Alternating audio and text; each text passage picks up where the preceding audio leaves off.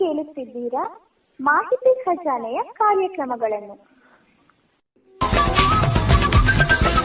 ಮಾಹಿತಿ ಖಜಾನೆ ಯೂಟ್ಯೂಬ್ ವಾಹಿನಿಗೆ ನನ್ನೆಲ್ಲ ಸಂಯುಕ್ತರಿಗೂ ಆತ್ಮೀಯವಾದ ಸ್ವಾಗತ. ಇಂದು ನಾವು ಮತ್ತೊಂದು ಉಪಯುಕ್ತ ಮಾಹಿತಿಯೊಂದಿಗೆ ಬಂದಿದ್ದೇವೆ. ಈ ವಿಡಿಯೋ ನಿಮಗೇನಾದರೂ ಇಷ್ಟವಾದಲ್ಲಿ ಲೈಕ್, ಶೇರ್, ಕಾಮೆಂಟ್ ಮಾಡಿ ಹಾಗೂ ಇನ್ನು ಹೆಚ್ಚು ಉಪಯುಕ್ತ ಮಾಹಿತಿಯನ್ನು ನಮ್ಮ ಯೂಟ್ಯೂಬ್ ವಾಹಿನಿಯಿಂದ ಏನಾದರೂ ನಿರೀಕ್ಷಿಸುತ್ತಿದ್ದೀರಾ?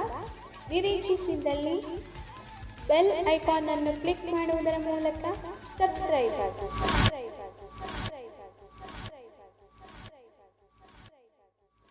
ಕನಸು ಮಾರಾಟಗಾರ.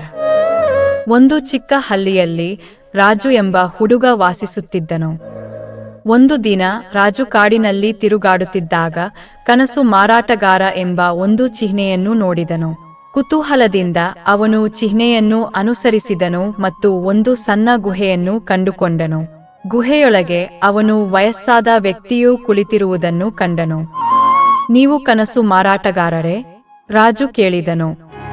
ವ್ಯಕ್ತಿ ನಗುತ್ತಾ, ಹೌದು, ನಾನೇ ಕನಸು ಮಾರಾಟಗಾರ. ನಿಮ್ಗೆ ಯಾವ ಕನಸು ಬೇಕು ಎಂದನು. ರಾಜು ತನ್ನ ಕನಸುಗಳ ಬಗ್ಗೆ ವ್ಯಕ್ತಿಗೆ ಹೇಳಿದನು. ಅವನು ಒಬ್ಬ ಪ್ರಸಿದ್ಧ ವೈದ್ಯನಾಗಲು ಬಯಸಿದನು ಮತ್ತು ಎಲ್ಲಾ ರೋಗಗಳನ್ನು ಗುಣಪಡಿಸಲು ಬಯಸಿದನು.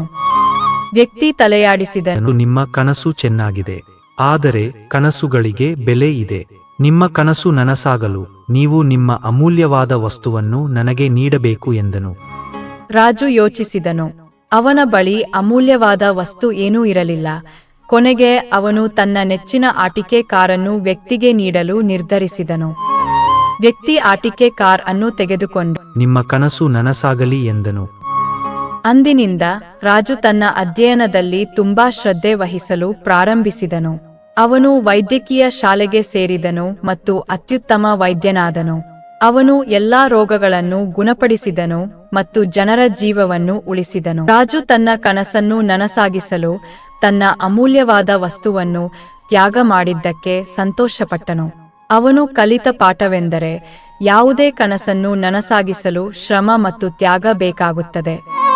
ನೀತಿ: ಕನಸು ಕಾಣುವುದು ಒಳ್ಳೆಯದು, ಆದರೆ ಅವುಗಳನ್ನು ನನಸಾಗಿಸಲು ಶ್ರಮ ಮತ್ತು ತ್ಯಾಗ ಬೇಕಾಗುತ್ತದೆ. ನಿಮ್ಮ ಗುರಿಗಳನ್ನು ಸಾಧಿಸಲು ನೀವು ಏನನ್ನಾದರೂ ತ್ಯಾಗ ಮಾಡಲು ಸಿದ್ಧರಾಗಿರಬೇಕು.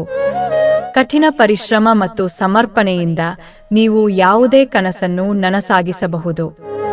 ಈ ಕತೆ ನಿಮಗೆ ಇಷ್ಟವಾದರೆ ನಮ್ಮ ಈ ಚಾನಲ್ ಅನ್ನು ಸಬ್ಸ್ಕ್ರೈಬ್ ಮಾಡಿಕೊಂಡು ಪ್ರೋತ್ಸಾಹಿಸಿ.